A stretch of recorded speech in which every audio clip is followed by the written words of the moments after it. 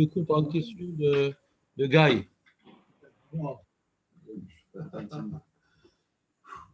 Sur la paracha? Sur ce que tu veux, de toute façon. La paracha, c'est qu'une semaine par an, donc vas-y. Tu as souvent des questions comme ça qui se profilent à l'horizon proche de toi. Je n'ai pas quelque chose de clair. Je n'ai pas tellement d'accord sur ça. J'imagine. T'as chaud ou pas? Tu veux qu'on branche le séchoir? Vas-y, pose la question,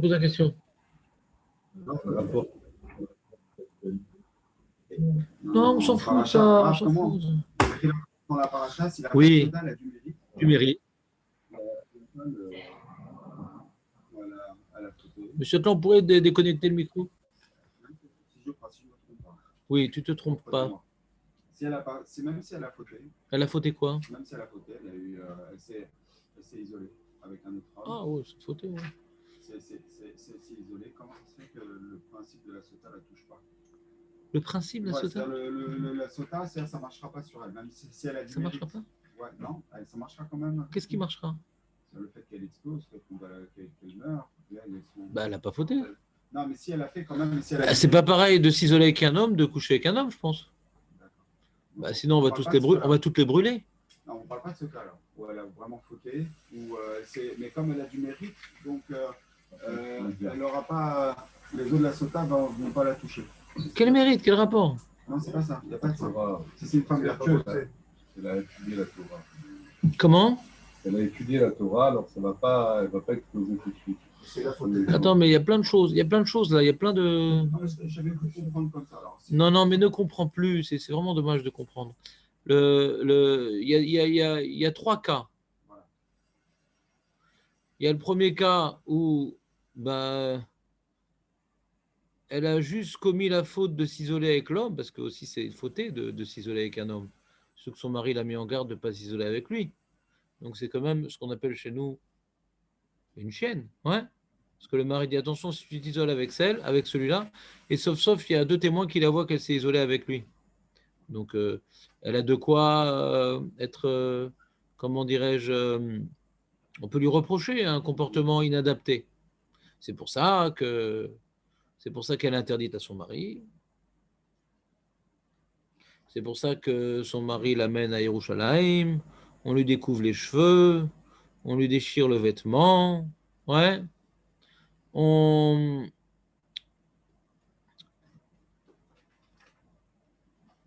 lui parle pour qu'elle avoue.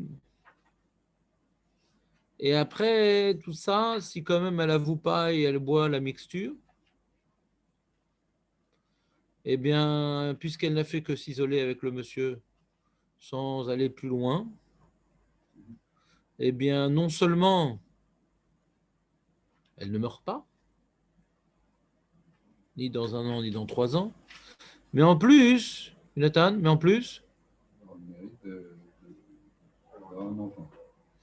si elle n'avait pas d'enfant, d'avoir un enfant, si elle avait un enfant moche, d'avoir un enfant beau, ouais, si elle a couché dans la douleur, elle accouchera sans souffrir, c'est vrai là. C'est clair ce premier cas? C'est quoi ces sourcils? Oui, mais elle a quand même voilà. Alors comment? Donc il pose une question, Raymond, il dit mais quand même. Elle a fait quelque chose de mal, mais quand même. Mais d'accord, mais c'est elle qui s'est entraînée. Des fois, il y a des gens qui provoquent des humiliations sur eux-mêmes, on ne va pas les recommencer. Si elle n'avait pas désobéi à son mari, déjà que son mari la mette en garde de s'isoler avec un monsieur, c'est qu'il y avait en général anguille sous roche. Donc, a priori, elle était peut-être un peu trop familière avec ce monsieur, et sûrement. Et parce qu'un homme, je pense, il ne vient pas s'enorgueillir de soupçonner sa femme d'infidélité. Donc, en général, s'il arrivait à prendre 2 témoins pour la mettre en garde de ne pas s'isoler avec cet homme-là, c'est qu'elle a dû déjà dépasser certaines limites rouges. Ouais. Et en plus, on l'attrape après en Hérout. C'est-à-dire quoi, on l'attrape en Hérout? C'est possible qu'elle se soit isolée à de plusieurs reprises. Mais là, il y a 2 témoins. Donc, elle a poussé mamie dans les orties. Mais il s'est avéré qu'elle n'a pas fauté. Il s'est avéré qu'elle n'a pas fauté. C'est-à-dire qu'elle s'est isolée, oui, mais que globalement, elle n'a pas eu de rapport avec ce monsieur-là. Et là, elle aura une certaine récompense. Jonathan, toi qui participes le dimanche au cours, qu'est-ce que tu as retenu comme idée vraie?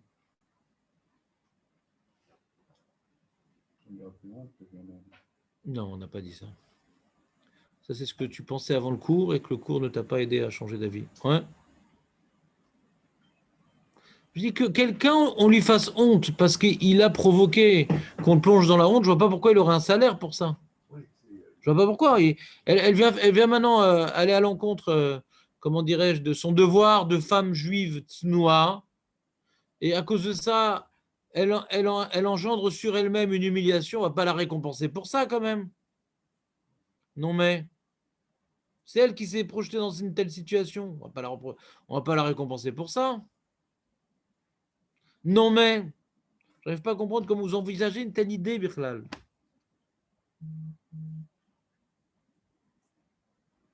Il aurait pu complètement éviter cette humiliation hein, en se tenant à carreau.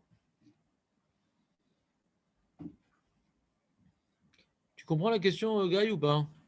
Ou il te manque des éléments? Il manque des éléments. Voilà, c'est ça. J'étais un peu rapide. J'ai senti dans ton regard une absence. Ouais. Voilà. Je reprends. Le monsieur dit à sa femme, dis-moi, qu'est-ce qui se passe avec Philippe? Rien du tout. Mais quand même, je trouve que tu discutes assez longuement avec lui et tout. Bah, il est intéressant. Donc, eh ben, il prend 2 témoins. Il est intéressant, d'accord. Bah, je vais te protéger de la faute, ma chérie. Donc, 2 témoins qui disent attention à toi. Si tu t'isoles avec Philippe, eh bien, tu seras interdite à ton mari et on te fera toute la procédure sota. Ah non, oui. Et donc, bon, elle a bien entendu, on l'a bien regardé. Et hop! Maintenant, comme par hasard, on la trouve, elle est carrément en isolement. Chose interdite pour une femme. Ah, maître Belaïch, j'ai failli t'oublier. Il y a si longtemps que je suis pas venu. Bah oui, c'est réciproque, quand tu m'oublies, je t'oublie. Ouais. Alors, t'as compris? Et elle a quand même fauté. C'est-à-dire, elle s'est isolée. On ne sait pas ce qu'elle a fait dedans. Hein. Si on savait, ben, on n'aurait pas été plus loin. On ne sait pas ce qui s'est passé. Ne serait-ce un seul témoin qui témoignerait de son infidélité physique à l'intérieur suffirait pour interrompre toute la procédure et on ne la condamnerait pas à mort. Non, un témoin, ça ne condamne pas à mort. Mais elle serait interdite à son mari. Un témoin. Bon. Il n'y a même pas ce témoin-là, il y a juste 2 témoins qui la voient sortir de l'isolement. Ouais. Même qu'elle se recoiffe, elle remet sa robe, etc. C'est pas une preuve. Ouais. On n'a rien vu ce qui s'est passé dedans. Donc il faut bien savoir ce qui s'est passé dedans. Et on l'amène à Yerushalayim, on lui fait subir l'humiliation qu'elle mérite, on lui découvre les cheveux. Des femmes qui sont heureuses d'avoir les cheveux découverts, elles ne comprennent pas que c'est la plus grande humiliation pour une femme, puisque on voit dans la Torah que c'est comme ça qu'on l'humilie.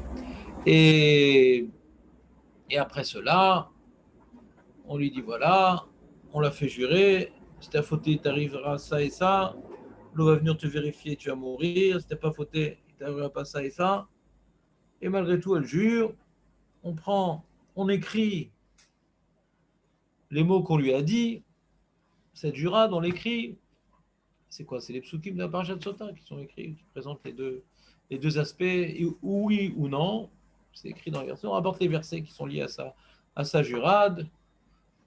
Le Kohen l'écrit sur une Megillah, pas toute la paracha, uniquement c'est certains versets qui sont liés à la mise en garde et à la punition. On les efface dans de l'eau et elle boit ses paroles. De l'expression, je bois tes paroles. Ouais. Elle boit ses paroles et donc si elle a dit que oui, j'ai pas fauté, oui, et en fin de compte elle a fauté, ses paroles la tuent. Elle est tuée par ses propres mots. Ouais. On sait très bien que les mots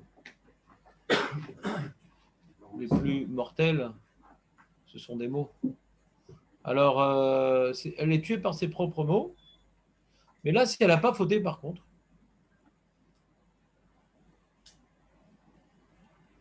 non seulement elle ne meurt pas, mais en plus, elle a une récompense.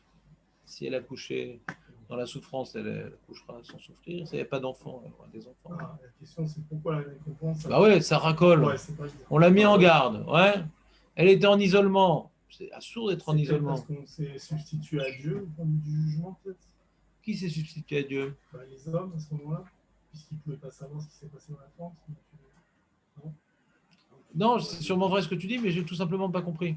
Donc, Bah, si on lui fait un talir, ce talir-là, c'est un talir qui est dans la halakha, qui est normal, c'est comme ça. Dans la paracha de la semaine. Mot à mot. C'est le premier cas. Tu vois. La question, c'est le premier cas qui s'est passé. Enfin, c'est une règle de. Ah, c'est écrit quand elle n'a pas fauté. Non, elle aura un scout. Non, je parle du tout le talir avant. Tout est écrit, tout est écrit. Ça s'est pas passé. C'est une règle. C'est quoi cette règle? Je comprends ce qu'il veut dire. Est-ce qu'il y a eu un exemple pour qu'on en vienne à cette halakha, ou alors c'est une halakha comme les 613 mitzvot? Non, mais c'est comme les 613. C'est quoi un exemple? Il y a eu ce cas-là. Comment ça? Un cas pratique. À l'époque de la Torah, c'était. À l'époque de la Torah? Il a demandé ce que Mais la Torah est toujours d'époque, ouais. Ouais. Non, mais il a posé, est-ce qu'il y a eu un cas pour qu'on en vienne à fixer cette règle de la sota? Mais avant qu'il y ait le cas, il y a en fait, c'est. avant qu'il y ait le cas, il y a la loi. Il y a eu des cas, il y a eu des cas. Donc la sota, c'est toujours existé. Comme les 613 000 autres. D'accord. Non, mais on a vu.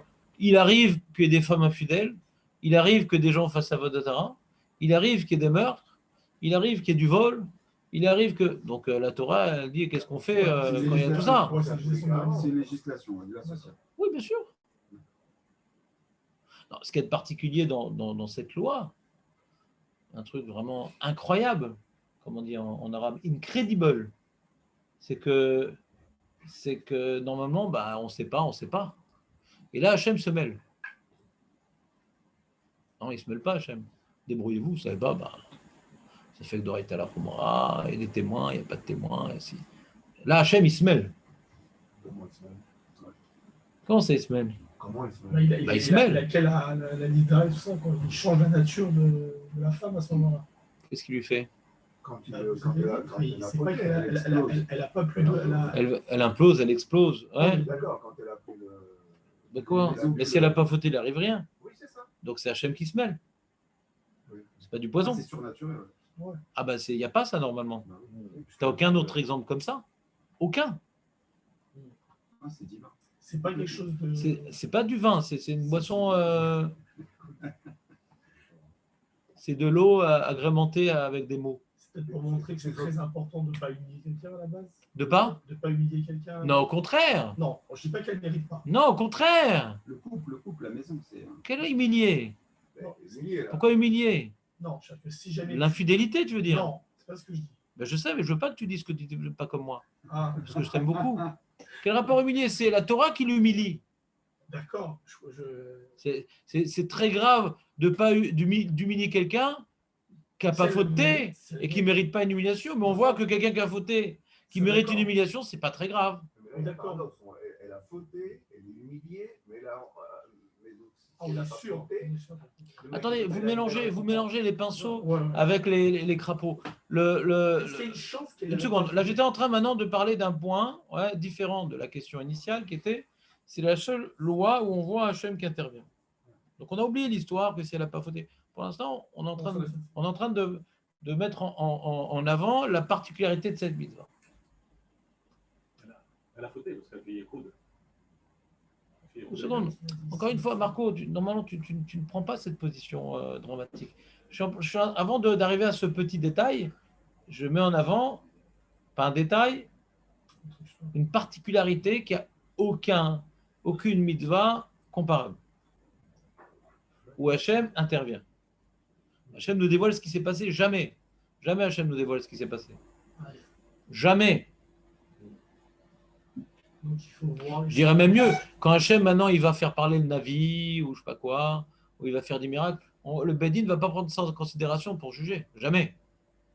Lo b'shamaim. Lo b'shamaim. La Torah n'est pas b'shamaim, donc même si maintenant on arrive à faire des miracles, des trucs pour savoir ce qui s'est passé, le Bedin ne va pas prendre ça en considération. Et là, pas uniquement qu'il ne prend pas en considération, c'est que le Bed Din se la ferme, c'est Hachem qui fait tout.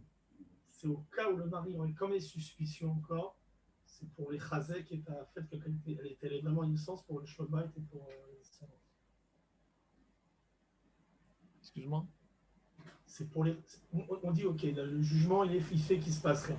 Donc, si c'est fait par les hommes, peut-être que le mari a encore des suspicions. Il n'est pas à fond dans le 100% du cas. Alors d'accord, on lui interdit sa femme. Non, je parle si elle est innocente. Et à ce moment-là. Bah, tant pis, elle s'est mise dans une situation compromettante, elle est interdite. C'est parce que Non, mais si Dieu intervient, c'est que. Pourquoi pour le Shabbat, pour que l'homme il soit sûr qu'il n'y ait pas de suspicion et qu'il y ait des raisons cachées que nous, on n'est pas censé savoir peut-être pourquoi ça s'est passé et qu'elle a le mérite, pas le mérite de ne pas être humiliée, qu'elle a le mérite que Dieu décide que dans ces cas-là, tu peux retourner avec ta femme et sache que c'est les bases schématiques avec l'autorisation de Dieu, donc tu peux les mains au haut. Comment ça va, Eliaou? J'ai Toujours un grand bonheur de te voir tous les 6 mois. Est-ce que je profite plus de ta présence que de cette période d'interruption? Je ne sais pas. Ouais. Plus de période d'interruption. Et nous, c'est pas pour reconsolider le couple, dire voilà, repars avec elle, avec le cadeau maintenant, tu peux y aller, vas-y. Mais il est obligé de rester avec elle ou il peut la divorcer? Ouais, mais il peut la divorcer. Il peut la divorcer. Il peut la divorcer. Mais là, ça le. Comme il a dit, si c'est un jugement des hommes, l'homme à qui on a rendu le jugement, il peut avoir une suspicion. Attends, mais je n'ai pas compris ce cas-là. C'est pas. Expliquez-moi ce qui s'est passé. Un jugement des hommes, suspicion, je n'ai pas compris. Si Dieu il se mêle. S'il ne se mêle pas, qu'est-ce qu'on aurait. Moi, je n'ai pas compris ce que vous avez compris. Imaginons que Hachem ne se mêle pas. Comment ce serait sorti l'histoire? Peut-être qu'en tant que mari, j'aurais une suspicion encore. Non, mais qu'est-ce que tu aurais dit comme din? Pourquoi tu parles de. Avant, qu'est-ce qu'on aurait dit comme din? On aurait dit qu'elle n'est pas coupable. Non, mais qu'est-ce qu'on aurait fait? Maintenant, si Hachem ne se mêle pas, qu'est-ce qu'on aurait fait? Elle s'est isolée, on ne sait pas ce qui s'est passé. Elle interdit son mari. Pourquoi il y a besoin de suspicion? Il est interdit à sa femme. Pourquoi suspicion? Il ne peut plus revenir avec elle. Parce qu'on ne peut pas savoir. On s'en fout maintenant qu'il y ait suspicion ou pas suspicion. Qu'est-ce que ça change? Parce qu'on ne peut pas savoir. Donc c'est réglé l'histoire. Mais aux yeux de Dieu, elle ne peut pas se cacher, elle. C'est ça aussi. Mais dans tout. Pourquoi dans Sota? Dans tout, elle ne peut jamais se cacher aux yeux de Dieu. C'est pas lié à Sota. Il faut voir les 612 mitzvot et voir pourquoi c'est différent des autres par rapport à ça. On commence à étudier sa famille, c'est la seule de la famille. C'est quoi? C'est la famille. La famille, la patrie et la nation. Ouais. Non, non, mais c'est important. Il y a plein de. Il peut y avoir des répercussions énormes, sur le couple, les enfants, tout le monde. Sur le couple ou sur les enfants? Tout le monde. Le couple, on s'en fout du couple. Non. Mais non, qui crève. Okay. On s'en fout le couple. Non, les enfants, tout. La femme, même les enfants, après il y a un schème et tout sur les enfants, sur la famie, ça peut être dramatique. Les enfants Dieu ne viendrait pas en troisième témoin, comme quoi elle n'a pas fauté. Peut-être, mais ça ne répond pas à la question, c'est-à-dire vous rentrez dans les détails. Là, il a dit un élément, Raymond, intéressant. Il a parlé des enfants, moi je dirais autre chose. Et Dan va l'exprimer, ouais, puisque comme Dan il vient plus tard, il arrive plus, il est en forme, il a plus dormi que nous. Il n'a pas mangé encore. Il n'a pas mangé encore. Pas qu'ils soient mamzer, non. Ah, et en quoi c'est un problème, un mamzer? Ça n'empêche pas certaines halachot, certaines choses qu'on ne peut pas faire si on est mamzer.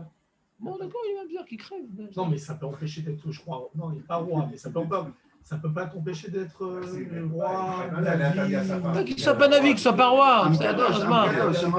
Ah, voilà. Okay. On parle à Doucha du Ham Israël. On ne parle pas de cette petite famille, ce petit gosse. On s'en fout de tout ça. Pour cette famille-là, est-ce que Hachem serait intervenu? Je ne sais pas. Mais pour qu'on sache que comme maintenant, tu as un juif devant toi, ouais, c'est bel et mettre un juif qui n'a pas de problème de ichus, de généalogie. C'est très important le ichus dans la Torah. C'est ça que tu aurais voulu dire. Ah bah oui. On a demandé pourquoi Hachem il intervient dans la Sota alors qu'il intervient nulle part ailleurs. Le Ramban y répond à cause du ichus. Ouais.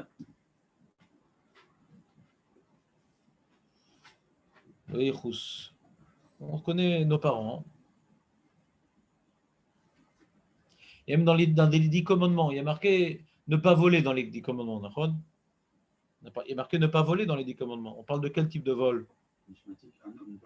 Voilà. Et il dit le Ramban, ouais. Ah, quoi, t'as plus de pile? Ah ouais? D'accord. Non, c'est pas bizarre, c'est des choses qu'il faut le brancher. Alors, il y a marqué ne vole pas. D'accord? Alors, et les Chachamim nous expliquent qu'on ne parle pas d'un vol d'argent. On parle d'un vol de kidnapper quelqu'un. C'est quoi? C'est mettre dans une nappe un kid. C'est ça, kidnapper. Ouais. Parce qu'il dit le Ramban,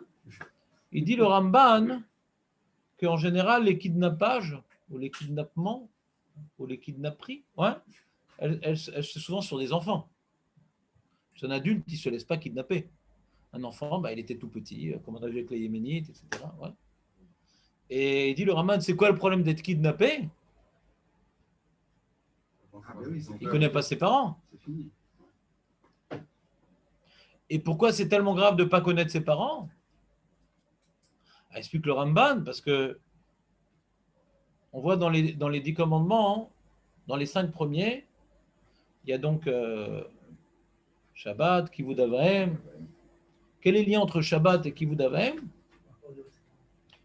C'est que Shabbat, on doit prendre conscience qu'on est des créatures, on est donc créés. On appartient à un monde qui a été créé, on est nous-mêmes des créatures, on n'est pas Dieu, on est des créatures.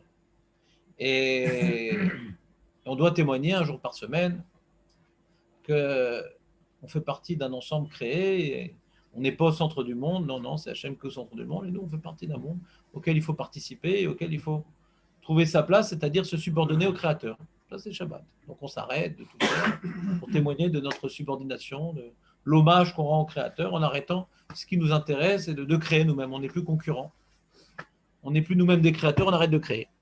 Bon, très bien. Mais si tu ne donnes pas de respect à tes créateurs que tu connais avec tes yeux de chair et de sang, tu as un problème technique, quoi. C'est-à-dire, oui, Hachem m'a créé, merci Hachem. Et tes parents, papa, s'il te plaît, tu peux arrêter de faire du bruit quand tu ronges. Attends, c'est ton père, il t'a créé. Donc la Torah nous oblige de respecter nos parents. La Torah nous oblige de respecter nos parents.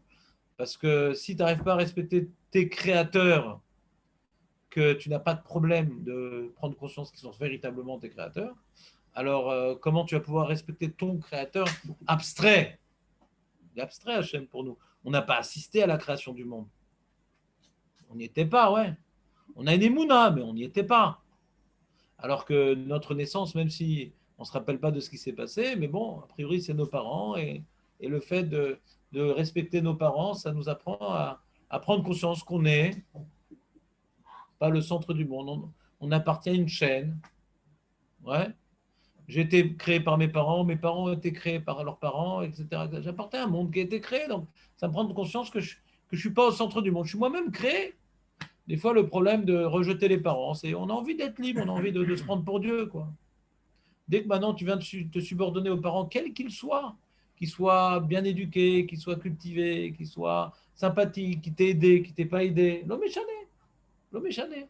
Il ne faut pas limiter la mitzvah de Kivud Avaim à Akarat Tatov, à une expression de gratitude. Souvent, les parents, ils font tout pour nous, donc on doit les respecter parce qu'on leur doit tout, souvent. Mais même si on ne leur doit pas tout, qu'on ne les connaît pas, on doit quand même les respecter. Pourquoi? Parce que dans le respect de mes créateurs, je respecte mon créateur. Donc, peu importe maintenant ce qu'ils ont fait pour moi, le fait qu'ils aient participé à ma création m'oblige de me sentir inférieur à eux et de leur devoir. Et donc, quel que soit que le regard que je porte sur Dieu, est-ce qu'il est gentil ou méchant avec moi? Pareil. Hachem n'est pas méchant avec moi, mais même si je vis dans l'erreur de croire qu'Hachem est méchant avec moi, peu importe. Il m'a créé, ouais, et donc je dois me subordonner à lui. Il est mon créateur, je suis sa créature. Et pareil avec les parents. Donc on ne doit pas limiter notre regard au Kivud Avaim par rapport à ils étaient gentils avec moi, donc je vais être gentil avec eux. Non. Il y a le kavod, il y a la ira aussi, il faut les craindre. Sans eux, j'existe pas, sans Hachem, j'existe pas. Et donc, comme maintenant tu viens kidnapper un enfant, tu lui enlèves la possibilité, ouais, de connaître son créateur parce qu'il croit que ses parents, c'est pas ses parents. Ouais. Il peut même après aussi arriver à Mamzerut, se marier avec sa sœur, se marier avec sa mère, ouais, se marier avec je sais pas quoi, sa tante. Et donc tout le programme divin est remis en question. Comme ça dit le Ramban, c'est pas stam. Le fait de kidnapper, hein, pourquoi c'est Chayav Mita? Pourquoi c'est tellement grave? Parce que c'est lié à ta relation avec le Créateur. Tu empêches à cette personne d'accomplir son devoir de s'investir dans ces créateurs qui va l'amener à reconnaître son véritable créateur qui est Kadosh Baruch Hu. Et il y a le problème de Mamzerut. Et il y a le problème de Mamzerut. Que aussi un problème qui est lié, c'est-à-dire la Mamzerut, c'est aussi un problème qui est lié dans la mesure où en général, le Mamzer, il ne connaît pas vraiment son père, c'est-à-dire souvent. Parce que la mère, elle vient souvent nier son acte. Il y a un problème de Mamzerut là-bas, je me rappelle dans le Ramban aussi, dans les 10 commandements, que c'est aussi un problème de nier son créateur, ou bien parce qu'il est caché, ou bien parce qu'il m'a pourri la vie quand même. Le Mamzer, ses parents lui ont pourri la vie, quoi. Parce que maintenant, il a un statut particulier, il est excommunié quelque part, Donc, il a été créé de manière quoi. Donc, si maintenant le but des parents, c'est de prendre conscience de la grandeur divine, de sa bonté, de la subordination à eux, c'est très dur quand tu es mamzer, quoi. C'est très dur de voir la vie sous un bel angle, et de voir le créateur sous un bel angle. Donc, quelque part, nous protéger déjà par rapport à Israël. Bon, là. Non seulement ils viennent pas, en plus ils font du son, les mecs. Tu te rends compte un peu? Toi, au moins, quand tu viens pas, tu fais pas de son, toi. À toi. Donc déjà, il y a le Inyan du Ichous de Ham Israël.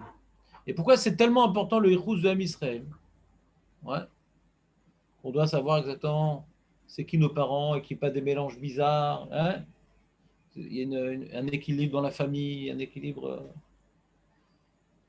C'est lié justement à ça, c'est qu'il faut avoir une pureté dans la création. L'Am Israël doit se perpétuer avec des parents qui se connaissent, qui ont mis au monde dans un cadre bien précis, qui ont respecté la volonté, qui se marient pour mettre au monde. Le mamzer, en général, c'est un acte manqué, quoi. C'est pas on est passé à l'acte pour mettre au monde. Malheureusement, il est né de ça un mamzer, quoi. C'est vraiment l'enfant le moins voulu qui existe. C'est la Avera netto. D'aller avec la femme pour la Avera sans aucune volonté qu'il y ait un enfant qui sorte de là. Mais il est sorti un enfant de là. Donc ça va à l'encontre de la Gdusha, ça va à l'encontre de la responsabilité de perpétuer l'âme Israël, ça va à l'encontre de la famille, ça va à l'encontre du Kivud Avahem, ça va à l'encontre de plein de très grands principes. Et la Gdusha, c'est la présence divine. Dans le monde, elle passe par le Ham Israël. Hachem veut se manifester par le Ham Israël parce que seul le Ham Israël ressemble à Dieu. Kedoshim Tihu ki Kadosh Ani. Il n'a pas pu imposer Hachem aux autres nations d'être Kadosh. Parce que ce n'est pas adapté. Ils ne peuvent pas être Kadosh. Tu ne peux pas demander à des sangliers de manger proprement à table. Ou d'avoir des relations avec une retenue. Les goïms n'ont pas ce potentiel-là. Ils peuvent avoir de la chorma, ils peuvent avoir tout ça. Mais la Gdusha, ils ne peuvent pas. La Gdusha, ce n'est pas leur truc. Et c'est très dur la Gdusha, même pour nous. C'est très dur la Gdusha. Marqué dans la Gemara que lo itiru Israël est avodazara, lo avura avodazara, elle attire la marayot. La Israël faisait avodazara pour enlever d'eux le joug des autres afin d'avoir un comportement dépravé dans les mœurs. C'est difficile d'avoir une retenue dans les mœurs, c'est difficile. Mais on est capable, mais c'est difficile. On a le potentiel, mais c'est difficile. Et s'il n'y a pas de Gdusha dans l'âme Israël, donc on n'est pas au reflet d'Akadosh Baruch Hu, donc Hachem ne peut pas maintenant être représenté dans le monde, donc tout le projet, il tombe. Le projet, c'est qu'on doit être le reflet d'Hachem dans le monde. Et plus on arrive à le refléter, et plus maintenant la fin des temps approche et le projet est accompli. Le monde a été créé pour voiler la présence divine, et le travail de l'homme, c'est de refléter la présence divine. Quand ce travail a été réalisé, le programme est accompli. Et si maintenant on n'est pas Kadosh, alors Hachem n'est pas représenté. Et Et donc cette Gdusha-là, elle est tellement fondamentale dans l'histoire du monde que si maintenant il y a un problème de Gdusha dans l'âme Israël, que carrément l'âme Israël, il est pollué, il est souillé. Là, nous, on sait que nous, vous, moi, ouais, on n'est pas nés de relations incestueuses, on le sait. On a un témoignage de la Torah, puisqu'on voit qu'Hachem, il intervient pour nettoyer ce type de souillure. Et Midrash nous dit qu'au fil des siècles aussi, Hachem, il intervient, même s'il n'y a plus le Beth Amikdash, il n'y a plus la procédure de la Sota. Quelqu'un qui est mamzer et qui ne le sait pas, eh ben, il va mourir, on ne sait pas pourquoi, d'une crise cardiaque, avant de se marier, la veille de son mariage, on ne sait pas. Hachem nous protège de la souillure. C'est pour ça qu'il y avait une fois un rave, il a découvert qu'un tel, il était mamzer, et l'autre, il lui en voulait. Il dit, mais pourquoi tu m'en veux?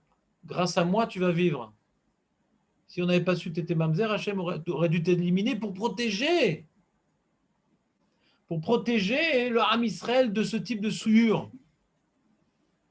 Donc Hachem, il s'engage quelque part à nous laisser ce potentiel de pouvoir vivre dans la Gdusha. C'est une mission difficile, la Gdusha, de retenir ses yeux, de retenir ses actes, de retenir ses pensées. C'est une mission difficile. Mais si maintenant tu n'as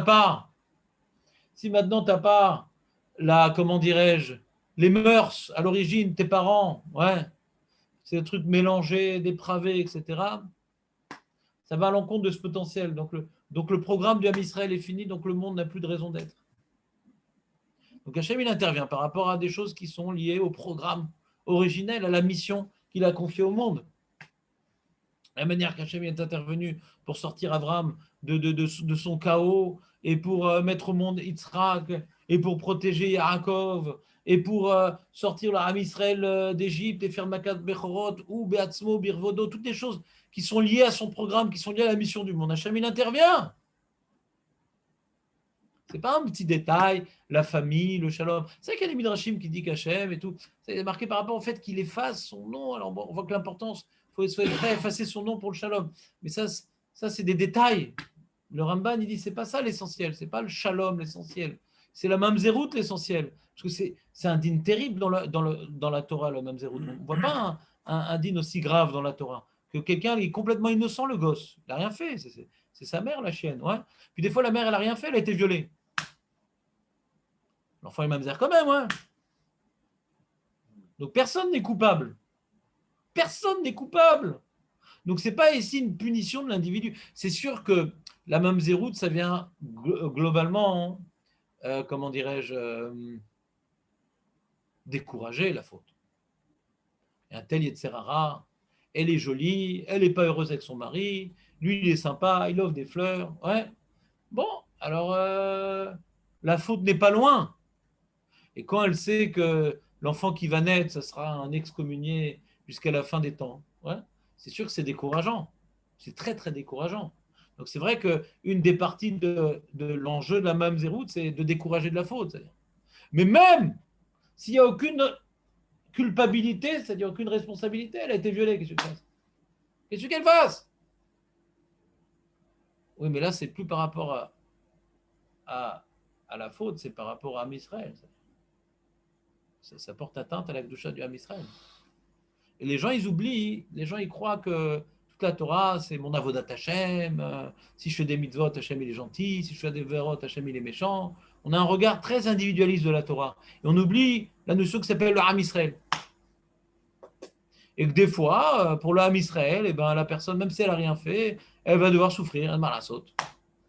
Alors c'est sûr que ce n'est pas par hasard que cette femme elle a été violée, et ce n'est pas par hasard que cet enfant il est né dans ce gouffre de mamzer. Hachem il vient punir les gens et les récompenser déjà avant même de les mettre au monde.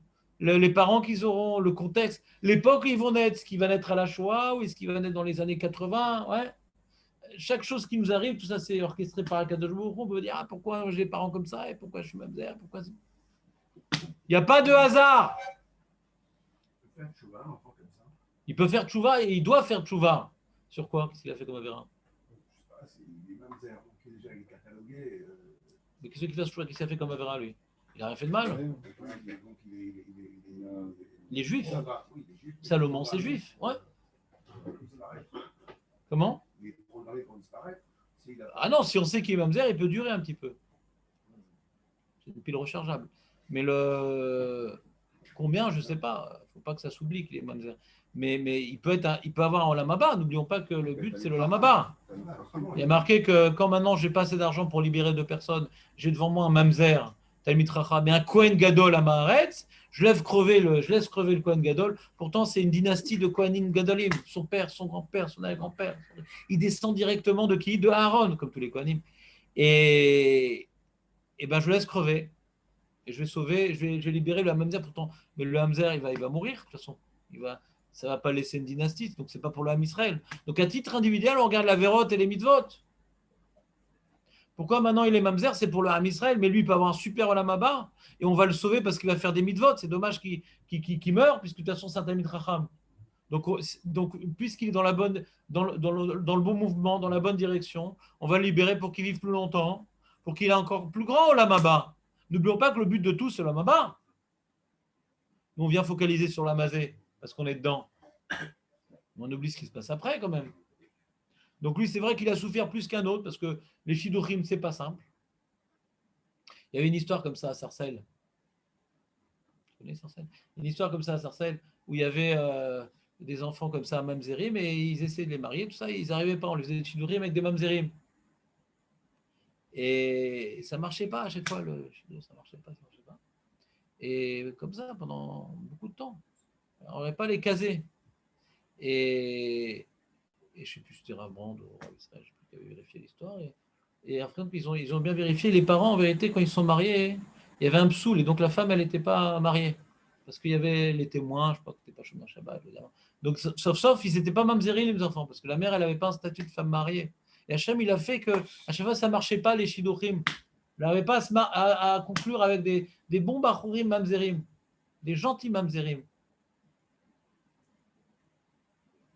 Hachem, il est dans l'histoire. C'est son peuple, c'est son projet. Ouais. Il n'y a pas de hasard. Celui qui menait Mamzer, ce n'est pas par hasard. Celui qui n'est pas Mamzer, ce n'est pas par hasard. Il n'y a pas de hasard. Et j'ai vu sur cette notion de c'est pas par hasard. Alors, juste avant d'arriver à la notion de c'est pas par hasard, qui est importante à mes yeux, juste pour répondre à leur question, on va demander à Dan également, puisqu'il arrive en retard. Ils ont demandé, les gens, ici présents, c'était à l'heure, ils ont demandé. Mais pourquoi, au fait, la femme qui s'est isolée, alors qu'elle n'avait pas le droit, avec le monsieur envers qui elle devait normalement garder une distance, si elle n'est pas passée à l'acte dans cet isolement, alors elle va à une récompense, que si elle était stérile, avoir des enfants, etc. Pourquoi récompenser une telle chienne? Ouais, sauf elle a fauté. Alors tu te rappelles de cette idée-là, Dan, ou non? Je crois qu'on n'a pas dit que. Il faut une certaine quand même. Comment dire? Non, on dit on n'a pas dit, donc je fais le signe de non. Ouais. Si on a oui, dit alors je fais oui. Une fois qu'elle était avec lui, de cette retenue de ne rien faire, quoi. Malgré tout. C'est là-dessus que moi La vie, Raymond, la vie est faite d'épreuves. Nous fautons, nous tombons, nous nous relevons. Ouais. Mais souvent, on est pris dans une spirale, ouais, où on sait d'avance ce qui va se passer. Bah attends, si le mec il commence avec ci, ça, j'imagine la fin. Et ça arrive de glisser dans des terrains, ouais, plutôt minés. Et c'est pas mina shamaim, ouais. Mais c'est pas parce que tu as mal commencé que bon, allez, je m'en fous de toute façon. Au niveau où je suis, si déjà, allez, Allah, profitons un petit peu. Celui qui, malgré sa dégringolade spirituelle, ouais, elle s'est isolée avec un homme, qu'elle devait faire attention, etc., etc. Et puis il se rapproche, elle dit non, non, non, non, non, non, et elle ne se laisse pas faire. Elle le repousse, ouais. Cette gvishat et kovesh et yetzerara, yesh bazesrar. De savoir se retenir. Dans une spirale d'Avera, ouais, souvent il y a une notion, bah, je fais you, Avera, Goreret, Avera, j'ai pas écouté les témoins, je vais me retrouver avec lui, bon, allez, yallah. Je suis nul. La plus grande avéra pour un juif, c'est de dire je suis nul. C'est même pire que ça, non, on avait. C'est même pire que ça, on avait dit. Ouais, avant. Il y a très longtemps qu'on était On avait jeunes. dit que si quelqu'un, on va dire, ils font un relax, ouais, Ils vont ils font l'acte. Alors, on L'acte. dit que leur avéra, c'est d'avoir commencé Bichlal. Leur avéra, elle commence Bichlal. Qu'on va le reprocher, peut-être, ça va être le début, quoi. Ouais. Bah ouais, c'est en adam over avera et l'anir nasbour warshtut. Voilà. La faute, quand maintenant quelqu'un il tombe, ouais, de très très haut, sa faute c'est d'avoir marché, ouais, sur un fil. Pourquoi tu as marché sur un fil? Donc, tout ça pour dire que ça prouve bien que c'est le début qui est. Une fois que tu es rentré dedans, en tout cas, tu peux en sortir. Quoi. Voilà. Donc, s'il arrive à en sortir quand même, ça veut dire qu'il y a un acte héroïque un peu. Oui, bien sûr, c'est ça que je suis en train de dire. Il faut appuyer, il faut dire que. Tu appuies Voilà. sur le fil. Donc, il y a deux messages. Donc, lui il parle d'armée héroïque, mais moi, je parle un message par rapport pour nous, à nous. À nous. C'est souvent quelqu'un, tu vois, il commence à faire des choses pas très bien, et après, il se dispute avec sa femme, et après, il s'occupe pas trop de ses enfants parce qu'il se dispute avec sa femme, et alors, il n'a pas trop envie d'aller à la tefila, il n'a pas trop envie d'aller au shiur, parce que mitzvah, gored mitzvah, avera, goret avera, et qu'est-ce que je vais aller au shiur, on est en train de s'insulter avec ma femme devant les enfants, etc. etc. Donc, il y a des phénomènes comme ça que peut-être chacun il a un petit peu vécu à son niveau. On a tous des problèmes avec la femme, c'est ça la femme. C'est que la femme, elle nous fait travailler notre bêtise, notre égoïsme, comme ça. Je ne pas dire qu'elle n'a pas de défaut, ouais. Mais elle aime bien, elle, quand tout va bien, quoi. C'est pas forcément elle qui déclenche la guerre, quoi. Souvent, je ne vais pas dire dans tous les cas, mais souvent, elle se défend. Quoi. Et elle sait se défendre. Et quand tu vois qu'elle commence à se laisser pousser les ongles, tiens-toi à carreau. Et donc, comme maintenant ça commence à mal tourner les histoires, ouais, alors dans ci, dans ça, alors j'ai plus envie d'étudier, j'ai plus envie de prier, j'ai plus envie de ci, etc. Et là, il y a l'homme héroïque. Non, je stoppe. Je stoppe l'inertie. Il y a une inertie comme ça dans laquelle tu t'en vois plus la fin, quoi, quelque part. Tu n'en vois plus la fin, quoi. Avera, Goret Avera. Et je stoppe la folie. Le rouarche tout. C'est une sorte de. Quand quelqu'un il faute et qu'il n'est pas content de lui, il y a une sorte de suicide spirituel. Je m'en fous. Je m'en fous de toute façon avec ma femme, c'est comme si, mes enfants. Je m'en fous que je crève demain, j'en ai rien à faire, je m'en fous. Donc il y a une sorte de suicide spirituel. Une avéra de plus, une avéra de toute façon, je suis nul. Et mon travail dans l'avodat Hashem, il est lié que à ça. C'est lié que à ça, mon travail dans l'avodat. Parce que quand tout va bien, c'est facile de faire des mitzvot. On ne peut pas tout le temps, Marco, être dans l'élévation. On ne peut pas tout le temps être dans la progression. Il y a des moments où on fait des avérotes, c'est comme ça. Toute mon avodat Hashem, elle dépend de ma force de stopper l'inertie de l'avéra. Parce que des fois, quelqu'un, c'était un mec bien et tout, il a commencé à faire des avérotes, et il ne s'en est pas relevé. Et c'est devenu un rachat.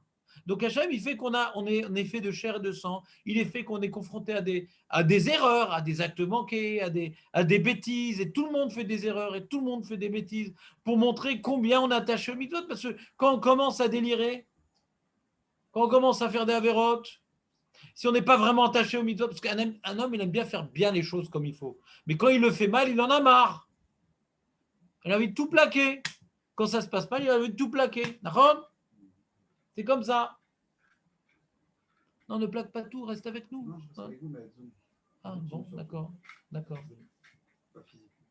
Virtuellement.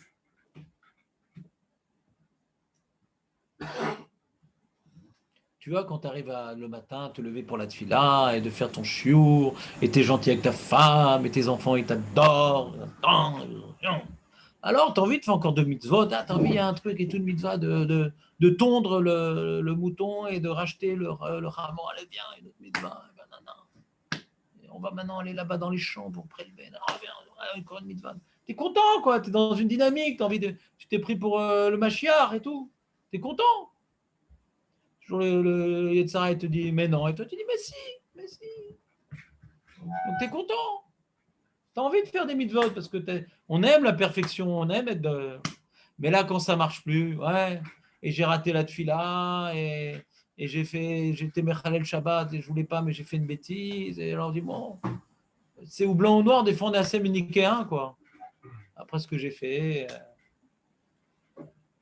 une grosse dispute avec ma femme, et j'ai déçu mes parents, et j'ai manqué de respect, des trucs où j'ai vraiment un problème de mauvaise conscience. L'homme, il peut tomber très, très, très, très, très, très, très, très bas.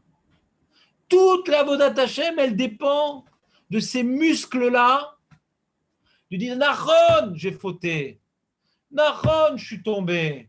Très bas. Très, très bas. Mais c'est l'homme. L'homme, il est comme ça, mal à saute. L'homme, il ne fait que tomber. C'est comme ça, mal à saute. Adam, Al-Shem, Adama, on est proche de la terre, nous.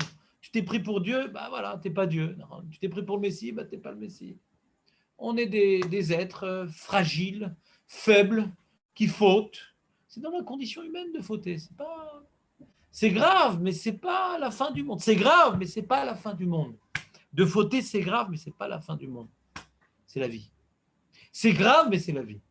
Et c'est beaucoup plus grave de fauter et de baisser les bras que de fauter. Parce que fauter, tout le monde faute, mais pas tout le monde baisse les bras. Donc la femme, elle est rentrée dans ce écoute-là, elle se déçoit, elle n'a pas su résister. Ouais. Elle a fait du... Mais non, mais quand même, non. Ah, elle a un salaire. Pourquoi elle a un salaire? Parce que c'est le but de la vie, de savoir résister au dernier moment d'une dépression spirituelle. Sans ça, on ne peut pas faire d'avodat Hashem parce qu'on tombe dans la vie. Sans ça, on ne peut pas faire d'avodat Hashem. Vous entendez ou pas, Marco? Sans ça, on ne peut pas faire d'avodat Hashem. Impossible.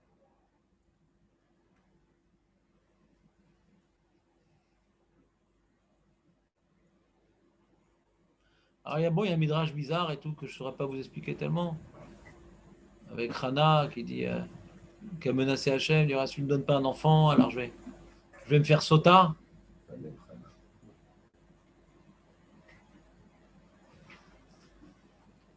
Mon mari va me faire le quinouille et je vais m'isoler avec lui et je ne vais pas fauter, comme ça je vais avoir le salaire d'avoir un enfant. Truc.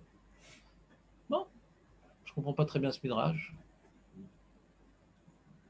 Parce que quand c'est prémédité, qu'est-ce qu'il veut dire ce midrash? Il faut approfondir, je ne l'ai pas étudié là. Il faut approfondir qu'est-ce qu'il veut dire ce midrash. Comment? On apprend comment prier. Quel rapport avec ce que je dis? Avec la sota? C'est prémédité? Non, je sens que tu vas dire quelque chose. Mais avant que tu le dises, il y a une retenue, on a dit, avant la faute. Avant que tu le dises, est-ce que ça répond à ma question? Comment maintenant elle vient menacer Hachem? Oui, qui parle que maintenant elle menace Hachem et elle va mettre au profit une loi de manière préméditée. Là, j'expliquais cette loi-là que bon, elle a fauté, elle se retient, mais là, c'est prémédité. Est-ce que ce que tu vas dire répond à cette question-là? Ou tu as un truc super intéressant à dire, mais qui parle d'autre chose? Non, mais est-ce que ça répond à ma question? Ah, d'accord, très bien. Donc tu t'es retenu grâce à moi. Ouais. C'était in extremis. Elle a voulu signaler qu'elle était aussi méritante que la Sota, au moins aussi méritante que la Sota qui mérite un enfant. Donc, ah, c'est intéressant ce qu'il dit, Marco. Il dit quoi? J'ai besoin maintenant de faire preuve d'infidélité pour un enfant? J'ai fait tellement de mitzvot, un truc. On a besoin de faire ça pour un enfant. On ne peut pas, parce qu'on a des mérites d'avoir un enfant, sans être poussé à bout. Ah ça, Marco? C'est ça que tu veux dire, Nathan, sûrement. Voilà.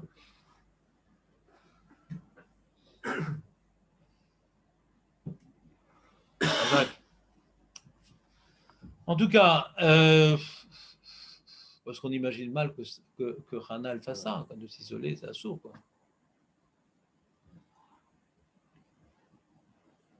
Que par Marco il dit, c'est si on voit qu'Hachem il récompense la variante qui se retient et le tzaddik qui se retient de ne pas tomber dans la vera birklal, quoi, un osra.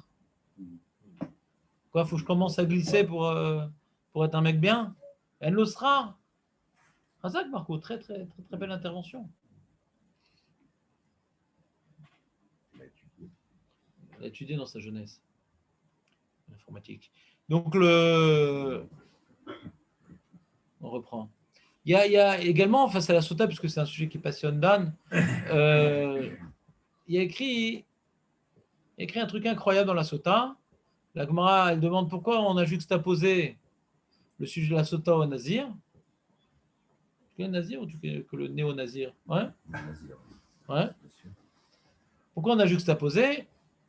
Alors, parce que Kol Haroé Sota Bekil Kola, Yazir Atzmo Minayain. Tout celui qui voit une sota, il était à Jérusalem. Il dit, c'est quoi cette meuf là-bas avec les cheveux découverts et tout qui gonfle? Bon, là, on la tient qu'un fil en train de s'envoler. Ouais. Et hop, ça fait des taches sur le mur. C'est quoi? C'est la sota. Ah non, là, j'ai vu la sota, fallait pas. Ben maintenant, je dois me faire nazir. Et voilà. On repart avec les années 70, les cheveux longs, le truc. Je prends plus de vin, j'ai des joints. Comment? On ne peut pas voir. Comment? On n'a pas le droit de voir. J'ai pas dit ça. Ah. Il y a marqué celui qui a vu, il doit être Mazir et Tatsmo Minayain. Alors quel rapport? Qu'est-ce que j'ai fait de mal? Tu te rappelles Dan ou pas? Qu'est-ce qu'on avait dit? C'était quand tu étais jeune encore. Il y a plein de choses que tu as tuées quand tu étais jeune. C'est pour éviter de le faire en tant qu'homme, peut-être. De faire une sottise. Ça atteint malgré tout. Comment? Ça atteint, la femme, c'est. Atteint. Malgré tout, tu vois. Avoir Comment dire? C'est pas des C'est protections. possible, quoi. avoir défoncé malgré lui. Voilà. C'est quoi comme pensée? C'est pas des protections auparavant pour éviter, entre guillemets, d'entraîner la sota. Non, il a vu une sota, lui, le mec. Elle a une punition. Lui, il y avait un voyage organisé par le consistoire. Venez, voilà, il y a une sota et tout. Et lui, il ne savait pas. Il est parti, il a pris le bus avec tout le monde. Il dit, ah mince, c'est un sota, oh là là, j'avais acheté du bon vin. Pas dommage. Naziron. C'est pour éviter que ça se produise. Produise quoi? Eh ben, si ça me touche à moi directement, aussi, je suis aussi. La femme, on voit ça se passe, elle a un mamza, tout ça, donc ça va lui Elle n'a pas mamza, elle a explosé. D'accord, non, mais elle a explosé quand même. Ça va lui éviter de faire la faute, normalement. Là, pareil, du côté de l'homme, on voit une punition du côté de la femme, on voit un compromis. Du monsieur qui a fauté avec elle? Non, en tant qu'homme normal, ça me rappelle de faire attention à que moi, je ne cause pas cette chose-là. Mais de la voir mourir, déjà, ça. Non, la question elle est comme ça. De voir une femme mourir parce qu'elle a fauté, ça devrait déjà me renforcer, sans être nazir. Je vois un mec, il a volé quelque chose, on lui coupe le bras, chez nos cousins, par exemple. Bah, ça me décourage de voler en général. Ça me touche pas directement. Ça me donne envie de voler. Non, mais ça me touche pas directement. Ça va me coûter un bras, cette histoire. Ouais. Et d'ailleurs, ils savent voler avec beaucoup de beauté, paraît-il. Non, pourquoi tu ressors l'engin? Le pango? Tu te sens mieux là? T'as sniffé un truc là? Tu comprends ça la question? En général, quand tu assistes à un châtiment, bah, ça te remue suffisamment pour te décourager de rentrer dans cette ambiance. Mais ça ne touche pas directement. Non, comme il dit, personnellement, je fais la faute, certes, mais c'est la femme qui explose. Ouais, alors là, ça me touche sur ma vie personnelle de tous les jours. Mais j'ai pas compris exactement comment ça te touche. Bah, on est d'accord que la conclusion de cette Gemara, c'est parce que ça me touche, il faut que je me fasse une barrière de protection. Mais il faut qu'on m'explique comment ça me touche. Parce qu'a priori, ça devrait me décourager de fauter de voir la punition de cette femme-là. A priori. J'ai plus le droit de boire de vin, non, c'est pas ça? Non, le mec, il s'interdit de boire du vin et de se couper les cheveux. Et du coup, alors après, il ne va pas pouvoir aussi être en contact avec la mort comme un Kohen Gadol. Donc ça me touche dans la vie de tous les jours, je ne peux pas faire kidou, ça me touche dans ma vie de tous les jours. Oui, mais pourquoi il a besoin pourquoi il a besoin maintenant de s'imposer une telle retenue? Parce qu'il a vu le châtiment d'une réchaïte. Il a fait un vœu pour ça. Ah, peut-être parce que c'est une histoire de génération. On lui conseille de devenir nazir. Quand tu as vu une sota bekilkula, on te conseille de devenir nazir. Tout le monde. Ah oui, tous les mecs là-bas. Le vendeur de vin est très embêté. L'année où on a amené la sota, il va y avoir des stocks qui ne vont pas être écoulés chez. C'est le nazir qui est interdit à tout, aux femmes et tout ça. Non, pas aux femmes. Non, les femmes, jamais. C'était une question de génération. Les cheveux. Les femmes. La femme, pourquoi les femmes? C'est une question de génération qui mérite. On m'a interdit les femmes. Ouais. Pas besoin de voir une sota pour s'interdire les femmes. Alors Dan, tu te rappelles pas tout ça? Pourtant tu étais jeune. On dit que quand on est jeune, la mémoire elle est efficace. Ouais. Une génération, première génération. C'est que si on l'a vu, c'est que c'est une génération un peu pourrie, quoi. Non, On va voir, on va voir. Alors, première idée très simple. Ouais, première idée très simple. Je vais donner un exemple. Non, lâche, change. Pourquoi? Qu'est-ce qu'il a, Benjamin? Tu as besoin de lui. Mais à 10h, tu auras besoin de lui. Pour l'instant, tu n'as pas besoin de lui. Non, il ne viendra pas, lui. Il a fait le pont. Sivan, le pont. Et donc, on a dit comme ça. Imaginons maintenant, il y a une femme dans mon quartier. Ouais. Sadika.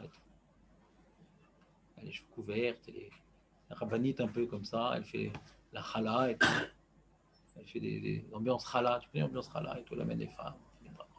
Et c'est la sota qui explose. Prenons ce cas un petit peu hypothétique. Ouais.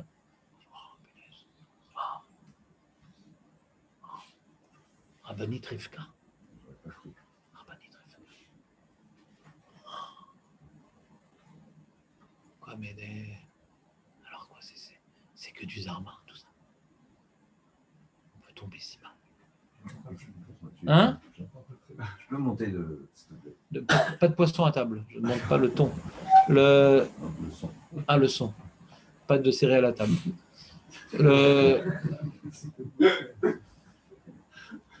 Donc, des fois, tu as quelqu'un qui... Quoi, lui, il a fait ça. Lui, il a fait ça. Alors, tu sens que, bon, si lui, il a fait ça, c'est pas si grave, quoi. Moi, je pensais, tu sais, les enfants, des fois, ils sont très manichéens, les enfants. Ils pensent que les Réchaïm, c'est des gens avec des yeux tout noirs, ouais, et avec des dents pointues. Et puis après, ils apprennent qu'il y a des gens très, très beaux, très souriants, et qui sont des Réchaïm. C'est très dur pour eux. Ouais. D'ailleurs, dans les dessins animés, souvent, les méchants, ils sont très, très moches et très, ouais, et gentils, très, très beaux. C'est comme ça. Et c'est débile, ces dessins animés. Ouais. Pourquoi c'est débile? Parce que ça apprend aux enfants de ne pas se méfier des gens beaux. Et c'est connu, nous, dans le judaïsme, les jambons ne sont pas forcément si bons. Les jambons ne sont pas cachers. Et donc, concrètement, quand maintenant on voit quelqu'un qui faute, ça vient nous refroidir sur la gravité de la faute. Ah quoi, il y a des gens qui font ça. Tu as quelqu'un qui fait Avodazara. Je pensais que c'était dans les livres et tout. C'est les gens qui font ça. Tu connais quelqu'un, ouais, personnellement, qui a l'air bien, qui fait Shabbat, moi, et Nagid, il a trompé sa femme, Nagid. Ouais. Bon, et t'as une dispute avec ta femme, ça va, hein, je te trompe pas, moi au moins. C'est quoi cette phrase? Comment ça te vient dans la tête, hein, je te trompe pas, moi au moins, cette histoire? C'est-à-dire du fait que tu as vu quelqu'un qui a fait une telle faute, ça devient envisageable la faute. C'est pas dans le domaine des films d'horreur. Il y a des gens bien qui font ça, le Yetzara, il est fort. Il y a des gens bien qui font ça. Il est fort, le Yetzara, qu'est-ce que je dis? Même si elle a l'air religieuse, etc. Il est fort, le Yetzara, maniasse. Matarotse mimeni.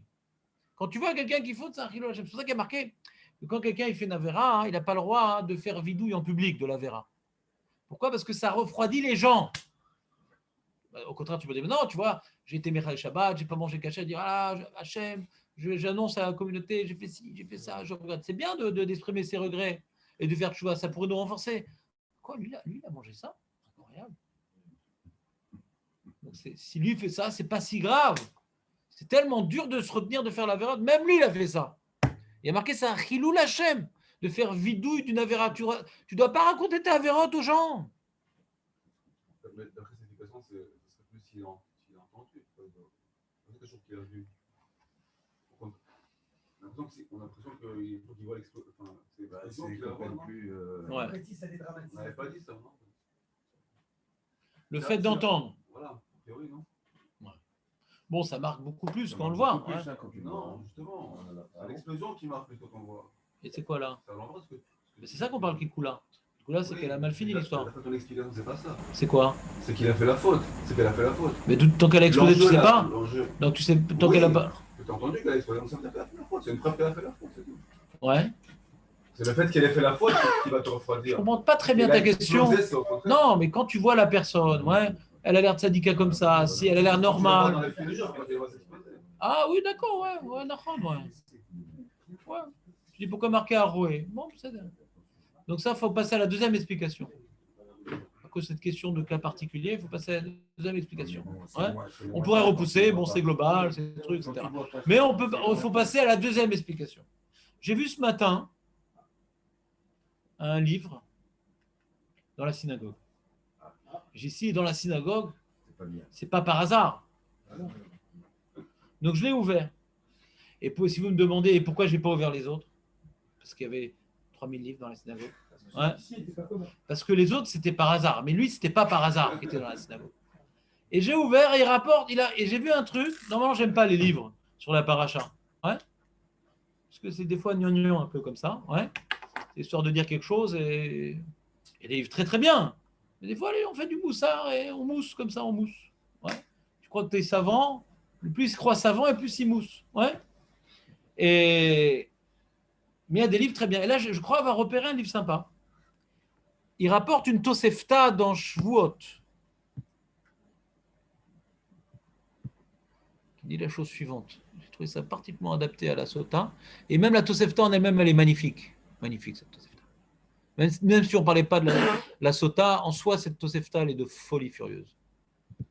Alors, je vous fais un partage d'écran pour les gens qui n'ont pas la volonté ou la possibilité de se déplacer. Pour certains, c'est que la volonté, d'autres, c'est la possibilité. Donc, je juge bien, on va dire, la possibilité. Sinon, je ne permets pas. Alors, il y a marqué comme ça. Il y a marqué dans la Tosefta Aroué, Over, Avera. Aroué, Over, Avera, il manque des mots dans la Tosefta, donc je vous fais avec la guerre ça. Aroué, Over, Avera, Nitrayev, Lirot. Quelqu'un qui voit une Avera, il méritait de la voir. Arrête de dire, ben oui, c'est même pas encore ce que je dis. Ve'aroué, Ose mitzvah, Zacha, Lirot. Celui qui a vu une Avera, ben, il était coupable et il a dû donc subir le fait de voir cette Avera. Et celui qui a vu une mitzvah, il était quelqu'un de bien, il a eu le mérite de voir cette mitzvah. Nous dit le Rav Yecheskel Avramski. Si tu ne connais pas, ignorant. Un Tunisien de Djerba. C'est vrai, on a reçu un livre là, de Djerba à la Torah. Qu'est-ce qui se passe? Il dit comme ça, Klomar nitrayev aliédé ezechet shechata, chere ovre avera, sheberoto ovre avera, rabim miklash kalish chomer ota avera be'enav. Balze neemar, beorar reshaim al ta'avor. Dans le chemin, un endroit où il y a des reshaim, ne passe pas là-bas. Parce que quand tu vois des reshaim, ça rend moins grave la faute à tes yeux, parce que c'est des gens bien quand même. Ils font ça, donc c'est pas si grave. C'est qu'il y a la Gemara dans Psachim me dit que celui qui voit un rachat, il a mis à le détester. Pourquoi il a mis à détester le rachat? Pour justement ne pas s'identifier à lui et ne pas être influencé. Alors c'est quoi un rachat aujourd'hui? C'est difficile de trouver des rechaïm, à part à la Knesset. Mais sinon, bon, en général, c'est Tinoch Shenishba, etc. Donc vous n'êtes pas obligé d'être marmire dans cette mitzvah, de détester les rechaïm. Ouais. Mais laissez cette mitzvah de côté. C'est difficile de voir qui est vraiment rachat et pour se permettre de détester quelqu'un, il faut se lever de bonne heure. Donc, mais juste, je voulais rapporter le principe de cette mara. Quand c'est quelqu'un, ouais, il est gentil, il fait du chesed, etc. Mais Nagui, il était à la yeshiva. Là, j'étais cette semaine, je ne trouvais pas un taxi. Puis en fin de compte, il y a un taxi qui est venu. Et le monsieur qui avait 44 ans, il me raconte qu'il était à la yeshiva, etc. Bnei Brak, une très bonne yeshiva. Et puis, il a fait des bêtises et là, il vit en concubinage, il ne fait pas Shabbat, il travaille même Shabbat, etc. Ouais. Donc, il connaît la vérité. Et il me dit, mais moi, je fais très attention au moussard, au chesed, aux trucs, etc. Et c'est sûrement très vrai. Alors, j'ai mis ça de le détester. D'être écœuré par sa défaite, par le fait qu'il accepte de vivre comme un goy, alors qu'il connaît la vérité. Il m'a récité des Gemorot par cœur, etc. Ouais. Je lui dis, t'aimerais pas refaire un peu de la Gemara? Il dit, oui, mais c'est pas cohérent, je fais pas Shabbat, je vais faire la Gemara, etc. Mais il dit, c'est vrai que c'est écrit que Tartov mitzvot, même si t'es pas cohérent, fais quand même des mitzvot, parce que les mitzvot, ça te fait avancer, etc. Donc, il connaît toute la Souga. Ouais. Alors, j'ai une mitzvah, lui, il n'est pas Tinok Shenishba. Il n'est pas Tinok Shenishba, surtout qu'il m'a raconté qu'il était dans une yeshiva, où le Rav là-bas, il l'a beaucoup aidé. C'était que lui, il jouait de l'argent, il avait des dettes, le Rav, il a payé ses dettes, il l'a aidé, etc. Donc, c'est pas le mec qui a été tabassé par ses rabbanim, etc. Il était pris par les Tserara, il s'est avoué vaincu. Ouais. Et donc, si maintenant on a de la compassion vers lui, on a de la compassion vers l'Avera. C'est pas si grave de tomber si bas. Mais si je déteste, c'est que je viens diaboliser l'Avera. C'est pas forcément je dois détester un juif. Ouais. Il avait l'air gentil, il était très gentil, il m'a même fait un prix. C'est de le remonter aussi. Bien sûr. Bah alors. Je vois pas le rapport. Mais si, je vois pas le rapport. S'il ne veut pas remonter, oui, mais quel regard je dois avoir envers lui? Si tu dois le remonter, comment tu pourrais le remonter si tu détestes? Ah non, on parle maintenant que tu ne peux pas le remonter, bien sûr. Tu ne peux pas le remonter, bien sûr. Ouais. Tu as mis de Riar, Toriar et Tamitecha. Bien entendu, maintenant, quand tu n'es pas tour, tu as mis de Torah parce qu'il n'a pas d'oreille. Et j'ai vérifié, il n'a pas d'oreille. Il avait des lunettes, elles tombaient tout le temps. Il n'avait pas d'oreille. Il a dû mettre maintenant des agrafes qui accrochaient comme ça au niveau de la fontanelle qui n'avait pas fait. Et c'est pas grave, il faut que tu te habitues au shiur petit à petit. Ce n'est pas le premier coup que tu vas comprendre. Bah non, mais tu es tellement plongé dans la boue que là, tu as la lumière d'un coup, ça fait mal. Écoute. Mais bon, tu peux le relever, le gars, comme c'est pas normal. Bien sûr, c'est pas normal. Ah, oui. Et donc. Déjà, tu le reprends tout le temps. Donc revenons à notre sujet. Donc, comme maintenant il y a quelqu'un que je ne peux pas accomplir avec le visa Torah parce que je vois qu'il ne veut pas écouter et que ça ne l'intéresse pas, ouais. Alors il ne faut pas dire le pauvre quand même, il a dû avoir des événements. Non, c'est grave, quelqu'un qui connaît la vérité. Ouais. Je dois maintenant, diaboliser la faute. Et dire non, je diabolise la faute, mais pas lui, je l'aime bien. C'est difficile de faire une barrière très nette entre la personne et sa faute. C'est très difficile. Et alors ici, quand on voit des avérotes, ouais, alors ça nous touche. C'est envisageable. Il y a des gens qui font ça. C'est pas si grave. Je pensais que c'était que dans les livres. Ouais. Non, il y a des gens qui font ce type d'avérote. Ah bon, des gens bien, quoi. Des gens. Alors, le Michelet te dit ne passe pas dans un endroit où il y a avérote. Et la Tosefta, elle te dit ouais, que c'est une punition de voir quelqu'un qui fait une avéra. Parce que ça va te souiller. Quand tu vois quelqu'un qui fait une avéra, ça te souille. Ça vient diminuer, comment dirais-je, la diabolisation naturelle qu'on a envers certaines avérotes. On diabolise la chose. Quand on voit un mec gentil qu'on aime bien qui fait ça, ça rend la chose beaucoup moins grave. Donc j'étais souillé quelque part. J'ai un travail à faire maintenant. Et pourquoi? Moi j'étais un mec bien et tout. Pourquoi maintenant je dois m'occuper de ce travail-là que je n'avais pas besoin de faire? Parce que tu as fauté. C'est une punition de voir un over avéra.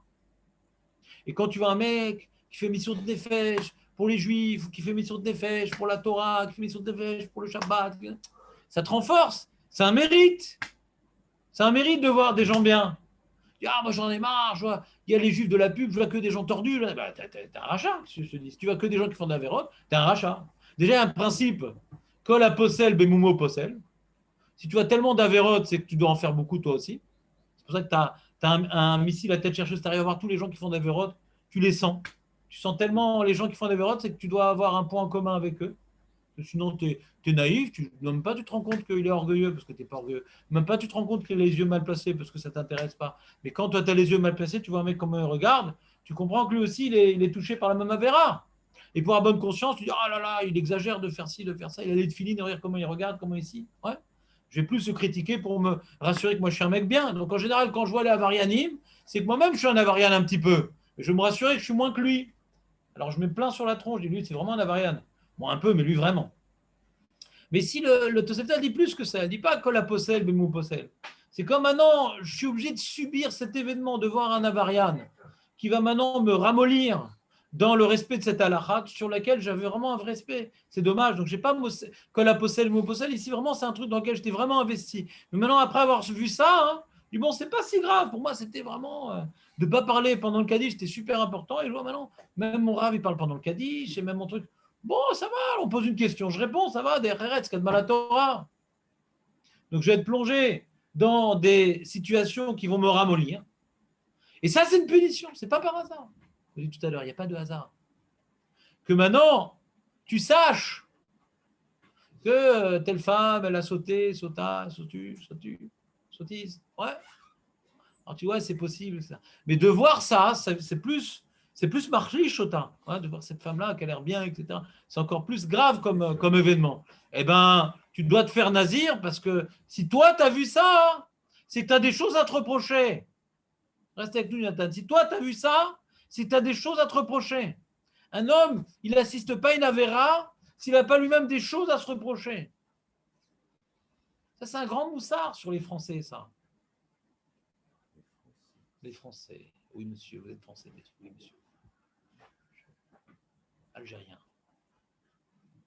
C'est un grand moussard, nous les Français. Ouais, on est toujours en train de critiquer. Pas tous, mais certains. Pas, je dis surtout, parce que sinon je critique les Français, je deviens français.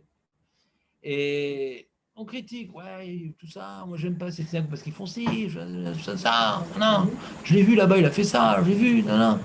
Alors déjà, il faut que tu saches que quand tu vois toutes ces choses-là, tu as un gros rachat, toi aussi. Comment tu arrives à avoir toutes ces avérotes? Déjà, tu dois être toi-même souillé, parce que pour avoir une sensibilité de détecter des avérotes chez quelqu'un, c'est que tu dois même être touché par cette avéra. Et si tu n'es pas touché par cette avéra, et que tu as dû y assister, c'est que Hachem veut te punir, de t'empêcher de faire tchouva et de t'empêcher de t'élever, parce que d'être confronté à une avéra, ça me fait tomber très bas et j'ai tout un travail à faire pour inverser la vapeur.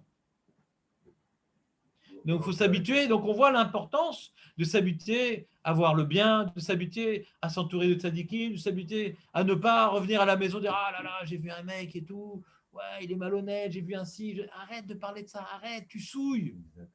Étouffe toutes ces choses-là. Tu souilles, tu te souilles, tu souilles l'autre. Ne raconte pas la vérote. Moi, j'aime pas qu'on me raconte, c'est lui, il a trompé sa femme. Mais pourquoi tu m'as souillé? Pourquoi tu m'as raconté ça? Pourquoi tu me souilles avec ces histoires-là? Je déteste qu'on me raconte ces histoires-là. Ça me rend fou. Mais pourquoi on raconte des trucs pareils? Pourquoi? C'est quoi le kiff? Ça sert à quoi? Les gens, ils se délèguent de raconter quand ils entendent des problèmes d'infidélité, mais ça circule à une rapidité, ces histoires-là, et dans les détails en plus. Mais c'est malsain, c'est quoi? En plus, c'est malsain, c'est quoi? Tu te projettes dans la scène, dans la truc, c'est charnel comme histoire, c'est affreux, quoi. C'est écœurant, quoi. C'est lui, sa femme a trompé, avec qui? Mais qu'est-ce que tu parles de ça? Je veux pas être témoin, je veux pas. Et c'est une punition d'entendre une histoire pareille. Alors j'en veux au mec qui me raconte des histoires, je lui dis, mais si on m'en raconte des histoires pareilles, c'est que j'ai fait d'avérote, parce que ça m'a souillé. Après, avant que je sorte de ma tête cette histoire-là, que c'est oui possible, et que ça arrive, et que c'est pas si grave.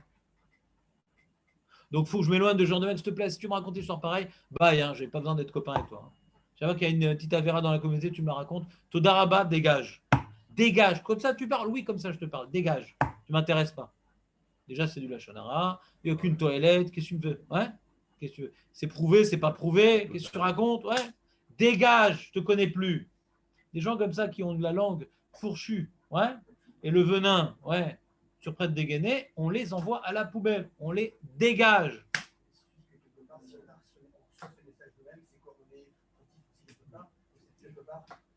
On est jeté, mais il faut se nettoyer, il faut faire tchouva. Comment on se nettoie? On se déconnecte de ces serpents et on devient nazir. On dit je dois faire tchouva, il y a quelque chose que je dois faire. Alors c'est quoi le vin? C'est quoi le vin? C'est quoi le vin, Youssef? C'est le manque. Voilà. C'est quoi la sota? C'est roarshtut. C'est la perte de maîtrise. On perd la maîtrise.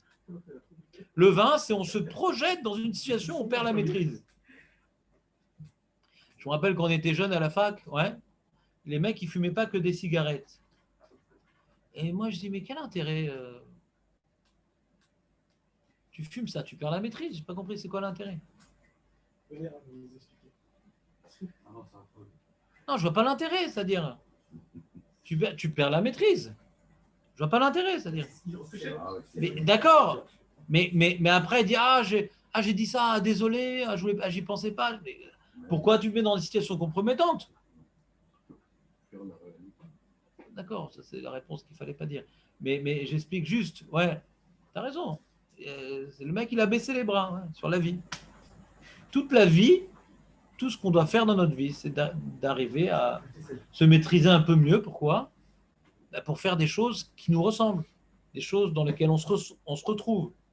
Des choses dans lesquelles on s'identifie, qui sont importantes pour nous. Donc, si maintenant on se plonge dans des situations où on perd notre maîtrise, c'est qu'on n'a pas de projet dans la vie. Ça veut dire qu'on n'a pas de projet. On n'a aucun projet. Un mec qui fume des joints et qui boit de l'alcool, ouais, il n'a pas de projet. Un mec maintenant qui est chasseur, ouais, dans l'armée israélienne et qui est au-dessus de Gaza, il a une mission bien précise, ouais. Il va essayer de bien dormir la nuit, il va essayer de ne pas prendre d'alcool, il va essayer de ne pas fumer des joints parce qu'il sait qu'il y a des gens qui reposent sur ses ailes. D'accord? On dépend de lui. Il sait qu'il a une mission et qu'il est irremplaçable. Eh ben, on est tous des chasseurs de Tsahal. On a tous des missions à accomplir. Et si maintenant on croit que bah non, je suis un mec dans la foule. Pour ne pas croire qu'on a une mission, c'est qu'on ne veut pas croire qu'on a une mission. Parce que la mission, ça nous engage. La mission, ça nous impose d'accomplir un certain nombre de restrictions dans notre mode de vie. On doit se restreindre. Toute personne qui a une mission, il veut devenir médecin, il sait qu'il a 7 ans de sa vie, où il ne va pas aller en boîte, où il ne va pas maintenant aller fumer des joints, il va devoir s'investir au maximum parce qu'il y a des concours, il y a des trucs, etc. Et il s'est fixé une mission, et donc il va essayer de se dépasser. Bon, pendant 7 ans, ce n'est pas vrai, c'est les 2 premières années où il doit véritablement se sacrifier. Après, c'est beaucoup plus sympa, paraît-il, malheureusement. Mais il y a des moments dans la vie où on est prêt à faire des sacrifices parce qu'on a des projets. Et si le médecin il veut obtenir ce diplôme, nous aussi on va obtenir notre diplôme. Le diplôme il est après 120 ans, il n'est pas maintenant. Il n'est pas après 7 ans d'études ou 10 ans, après 120 ans. Et on a maintenant une volonté d'accomplir un projet. Si maintenant, pour accomplir le projet, je sais que c'est difficile, on a besoin véritablement de tout notre potentiel. Si on décide de manière consciente, de manière préméditée, de se plonger dans une situation qui va diminuer notre potentiel, ça prouve bien qu'on n'a pas de projet. On n'a pas de mission. On est comme un animal.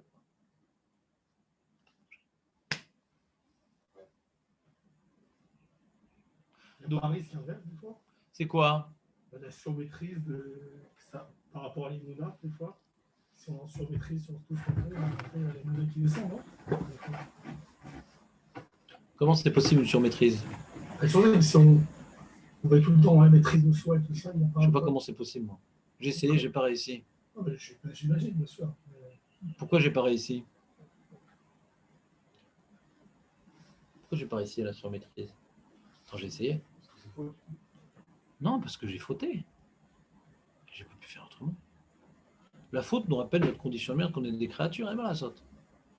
Des fois, des mecs qui disent, les chrétiens ne comprennent pas, mais pourquoi l'homme, il faut tellement et tout, donc c'est pas possible de faire des mitzvot. Ils ont baissé les bras. D'accord? Donc voilà, charité chrétienne, basta, l'hostie, et j'ai fini. On va à l'hosto, là, avec la charité. Ouais. Et nous, on dit, bah non, on faute et on continue. Parce que comme on est des créatures, on est faible. Ouais. Alors on monte, on descend un petit peu, on monte, on descend un petit peu. Et cette petite descente, qui est beaucoup moins grande que notre montée, ouais, nous rappelle, bah, on n'est pas maître. On est dans une spirale de j'ai mon shiur de Torah, j'ai ma tfila, mon shalom baït, tout va bien, nanana. Et puis Tom, elle a sa montée d'hormones. La dame, ça commence à chauffer, ouais, commence à me prendre la tête, et je lui rends bien l'aumônier de sa pièce. Ouais.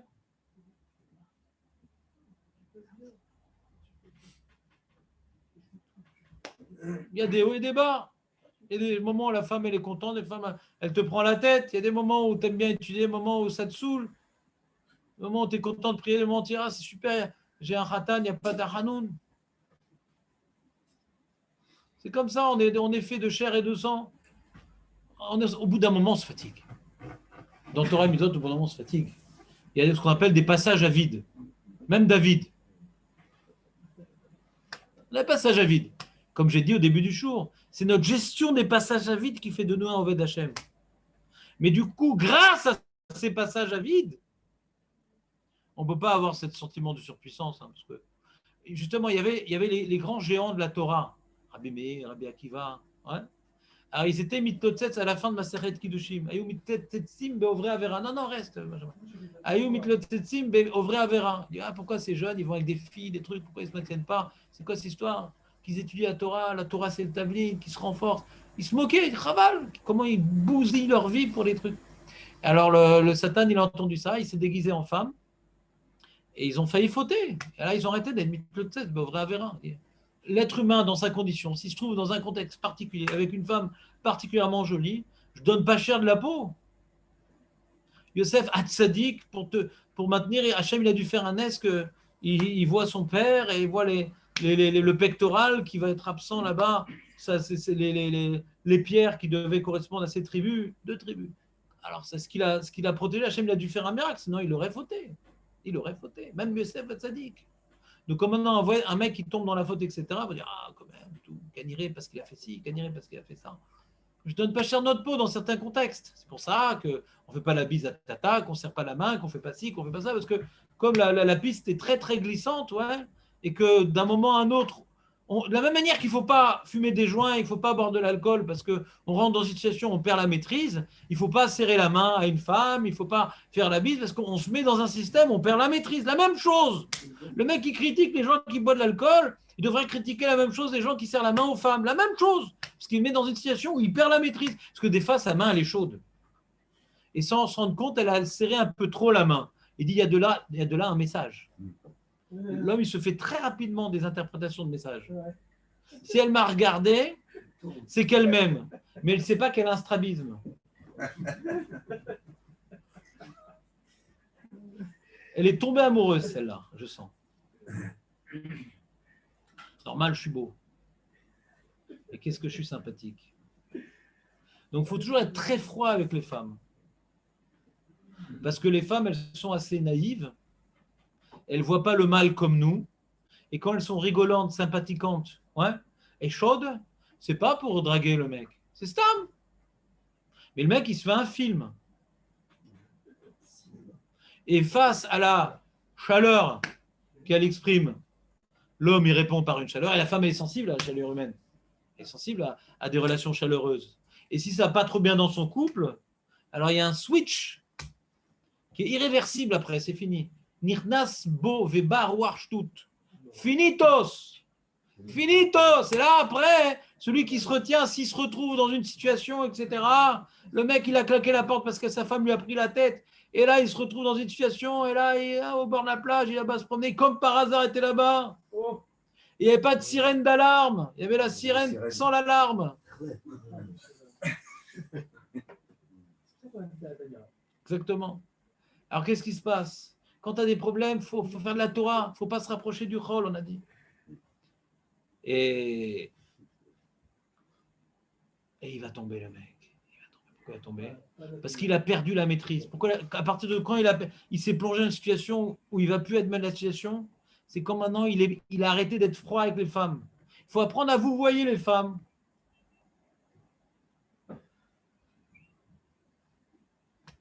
Parce que sinon, c'est mortel. Quand je te tue, toi, ouais, c'est la mort. Il faut apprendre à vous voyer.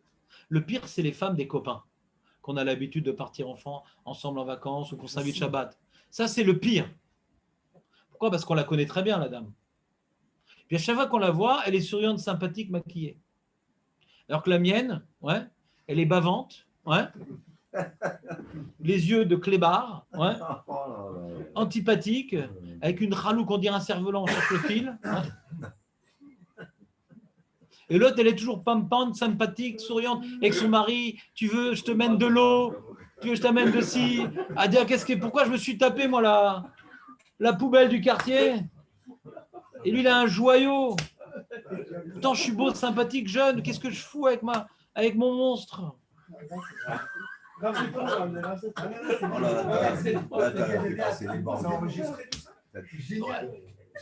pas de ma femme elle est extraordinaire. Non, je me mets dans votre peau.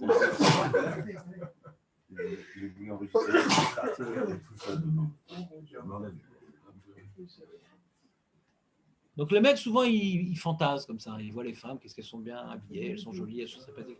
Maintenant, tu l'as pas vu quand elle fait sa crise. Tu l'as pas vu, hein? Le mec, il a divorcé, il s'est remarié. Rebelote.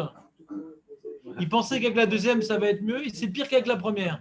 Combien de témoignages ils disent? Ah là, si j'avais su, la première, j'ai eu des problèmes, avec la deuxième, c'est pire. Bon, ça arrive que la première soit un monstre et la deuxième soit un petit monstre. Ouais, ça arrive. Ça arrive, c'est moins pire des fois de me mettre. Il y a Mekartaou qui s'est planté, quoi. Le mec.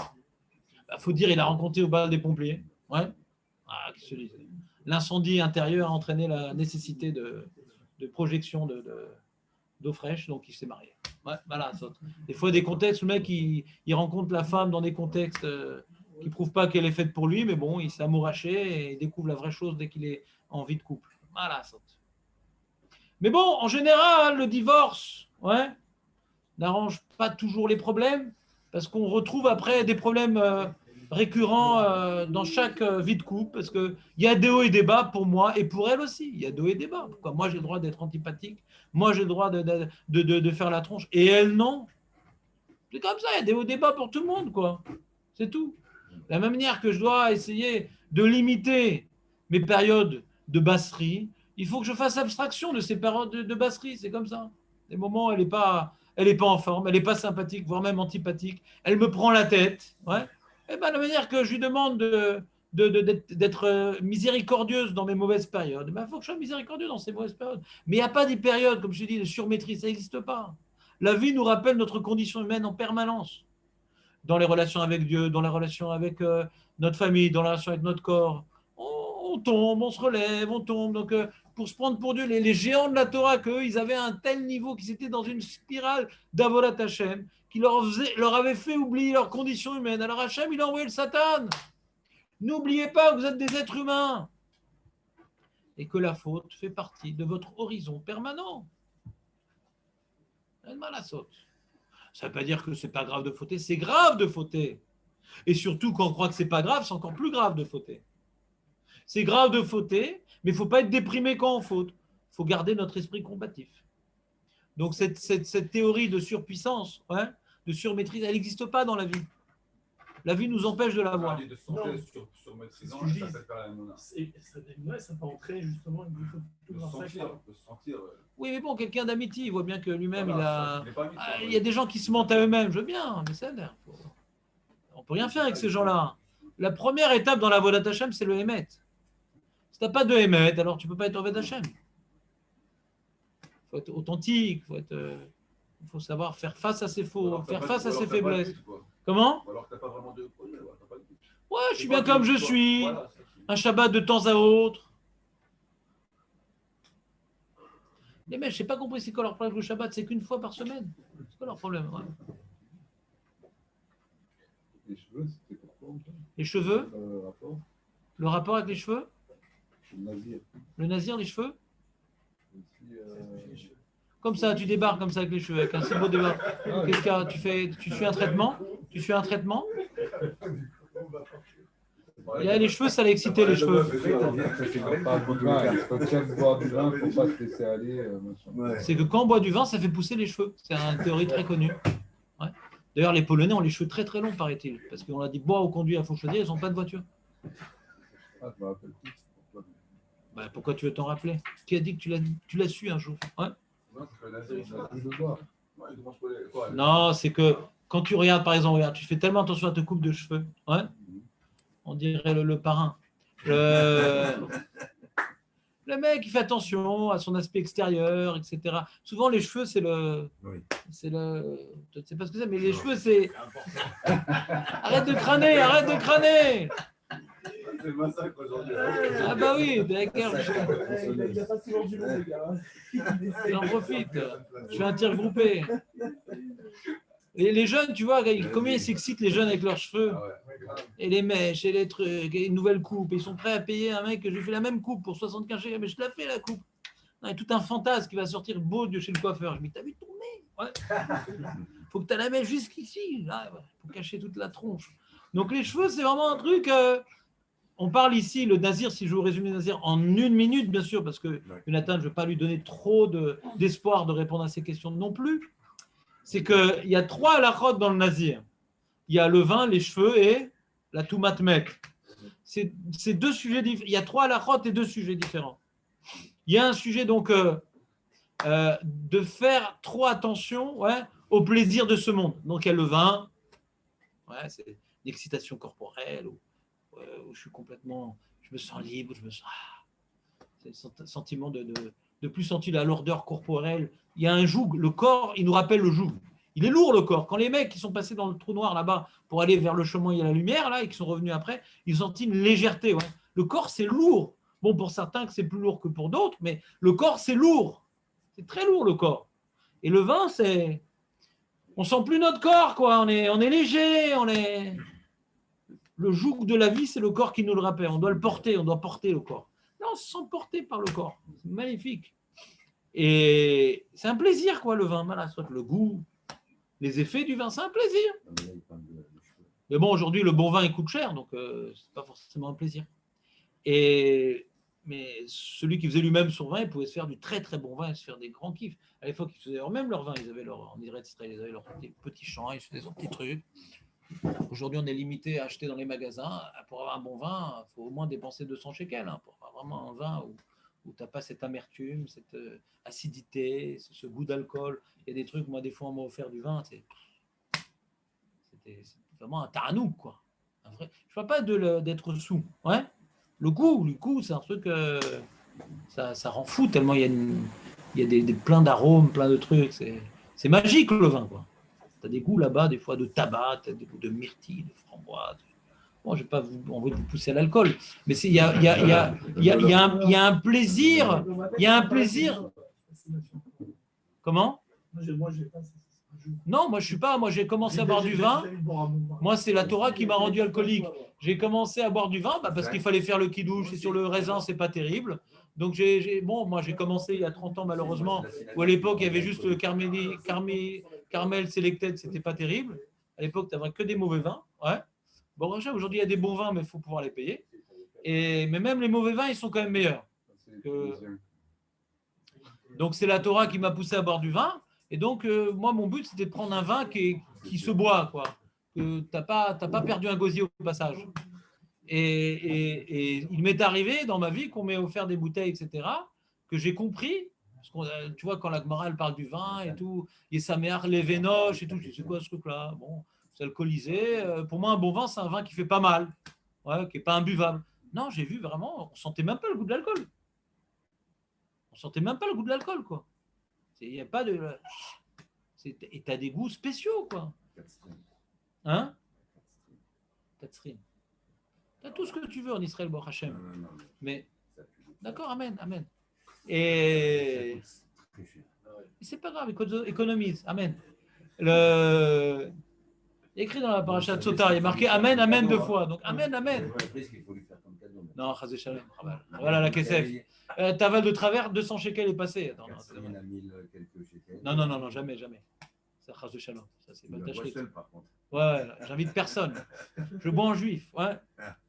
Les amis, donc il y a le plaisir, le vin, où je me sens libre, où je sens.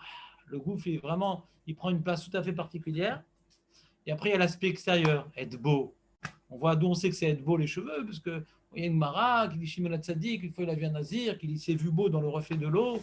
Alors il s'est fait nazir parce que de laisser ses cheveux coupés, même si tu aimes bien avoir les cheveux longs, mais quand même tu te fais une petite coupure, un truc, mais une petite coupe, ouais. Mais là, laisser les cheveux pousser comme un, c'est pas beau. Ça fait charclos, c'est pas beau. Ouais.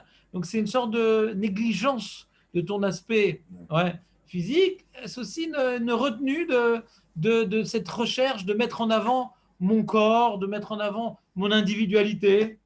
D'accord ? Et ça va entraîner quelque chose qui n'a rien à voir, parce que cette recherche de plaisir et d'esthétique et de pas aller dans les cimetières, ça n'a rien à voir. Quand tu vas dans le cimetière, au contraire, ça te fait oublier les plaisirs, ça te fait oublier... Ouais, pourquoi tu n'as pas le droit de rentrer dans les cimetières ? Même pour enterrer ses parents, le mec, il n'a pas le droit. Comme le Kohen Gadol.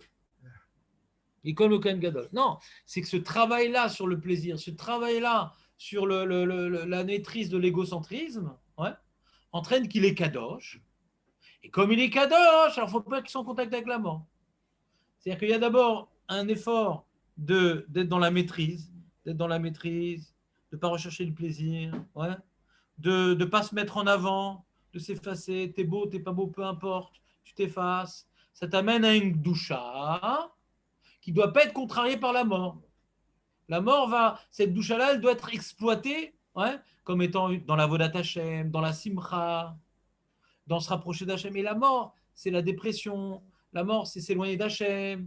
Donc c'est dommage de ne pas profiter de la gdoucha qui a été permise par la retenue des plaisirs représentés par le vin, par la retenue de l'individualisme et de l'égocentrisme, de se mettre en avant, par le se laisser se négliger. Tout ce travail-là de retenue et d'effacement, qui doit t'amener à la Gdusha, c'est dommage de après plonger dans la déprime de la mort. Et alors donc tu vas t'éloigner complètement de la mort comme un Kohen Gadol pour faire une avoda de Gdusha. Parce que le but, c'est d'arriver à contrecarrer la sota. La sota, c'était venu dédramatiser la Avera. C'est pas si grave de fauter, c'est pas si grave de tromper son mari. Le gouffre, il a sa place. Le gouffre, il faut le respecter. S'il a d'un Yetzera, malasot, ça arrive. Donc il doit aller à l'encontre de cela. Le gouffre, je le mets de côté et j'arrive à en faire un véhicule, j'arrive à en faire un outil qui m'élève vers la Kedusha, vers la Avodat Hashem, être comparable au Kohen Gadol. Il faut quelque part rééquilibrer la déstabilisation engendrée par le terrible témoignage d'être devant une femme qui avait l'air si bien et qui s'est laissée complètement aller au Yetzerara, complètement aller à la sensualité, complètement aller à la perte de Tselem Elohim, et que c'est tellement grave que je ne dois pas rester indifférent, je dois aller à l'encontre de ce qu'elle a fait complètement, d'arriver à la maîtrise totale de mes actes, d'arriver à ne plus regarder ce qui est beau et ce qui n'est pas beau, ne plus être attiré par l'esthétique, ni être attiré par le bon, ni être attiré par le beau, mais d'être attiré par Hachem. Et pour être attiré par Hachem, donc je ne veux même pas rentrer dans les cimetières, il faut que je sois dans la Torah, dans les mitzvot, dans la tefila, mais pas dans la dépression, dans la mort qui me coupe les ailes, qui m'enlève les ambitions, qui me fait croire, de toute façon je vais mourir demain, ça à quoi d'étudier le chat, je ne le finirai jamais, c'est à toi de faire une avodat Hachem, de toute façon je vais mourir. Non, la vie elle est longue, Hachem te donne la vie, ne rentre pas dans la mort, ça te coupe les ailes. Voilà. Eh ben,